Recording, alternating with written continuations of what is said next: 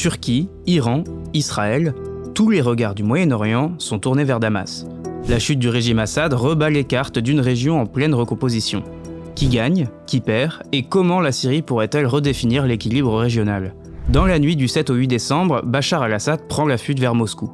Pour certains, la victoire appartient au peuple syrien, en témoignent les scènes de liesse à Damas et au sein de la diaspora. Mais au-delà des symboles, d'autres acteurs avaient des intérêts clairs dans la chute ou le maintien de ce pouvoir cinquantenaire. L'Iran, grand perdant, voit son influence vaciller.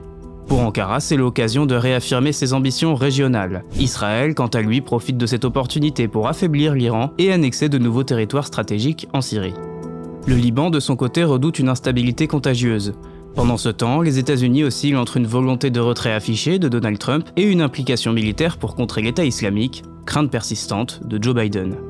Mais qui sont les forces en présence ? Depuis la chute d'Assad, la Syrie se fragmente en une mosaïque de territoires et d'alliances. Les islamistes de Hayat Tahrir al-Sham, HTC, s'imposent comme les grands vainqueurs de l'offensive dirigée par Abu Mohamed al-Joulani. Dans un Damas vidé de son appareil étatique, Mohamed Razi al-Jalali, ex-premier ministre, a assuré la passation de pouvoir avec le nouveau dirigeant de la Syrie choisi par HTC, Mohamed el-Bashir.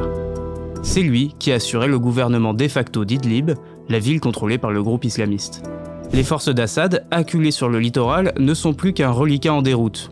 Les Kurdes des Forces démocratiques syriennes, FDS, bien qu'en retrait lors de l'offensive, restent un acteur clé pour l'avenir du pays. De son côté, l'armée nationale syrienne, ANS, appuyée par la Turquie, a joué un rôle majeur aux côtés de HTC. Mais Ankara pourrait bientôt faire valoir ses propres ambitions contre les Kurdes syriens. Enfin, la chute d'Assad réactive la peur d'une résurrection de l'État islamique. Déjà, des exécutions de soldats en fuite sont signalées dans le désert syrien.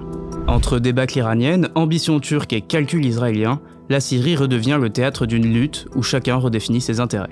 Retrouvez notre analyse détaillée de la situation et ses enjeux, ainsi que le décryptage d'Anas Abdoun, expert en géopolitique du Moyen-Orient et d'Afrique du Nord, dans notre dossier spécial Syrie, publié au numéro 1113 de Tel Quel, disponible sur telquel.ma pour les abonnés ou en kiosque.